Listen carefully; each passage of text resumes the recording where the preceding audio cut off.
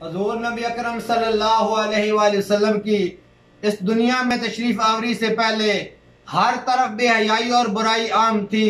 لوگ بتوں کی پوجا کرتے تھے، بتوں کے سامنے اپنی جبین نیاز کو جھکایا کرتے تھے۔ کسی نے چمکتے ہوئے چاند کو دیکھا تو اپنا خدا مان لیا، کسی نے دمکتے ہوئے ستاروں کو دیکھا تو اپنا خدا مان لیا، کسی نے چرندوں کو دیکھا تو اپنا خدا مان لیا، کسی نے پرندوں کو دیکھا تو اپنا خدا مان لیا، کسی نے درختوں کو دیکھا تو اپنا خدا مان لیا، کسی نے ٹھاٹھے مارتے ہوئے سمندر کو دیکھا تو اپنا خدا مان لیا۔ تو اللہ رب العزت کو اس روئے زمین کے اوپر رحم آیا تو اس نے اپنا شانوں والا نبی اس دنیا کے اندر مبعوث فرمایا، جس نبی نے آ کر ہمیں بتایا لوگوں اللہ ایک ہے، وہ وحدہ لا شریک ہے، اس کے علاوہ کوئی عبادت کے لائق نہیں ہے، اس کی عبادت کرو، اس کے سامنے اپنی جبین نیاز کو جھکاؤ۔ جس نبی کے صدقے سے ہمیں قرآن ملا، جس نبی کے صدقے سے ہمیں ایمان ملا، جس نبی کے صدقے سے ہمیں رحمان ملا، کیا اس نبی کی آمد کے اوپر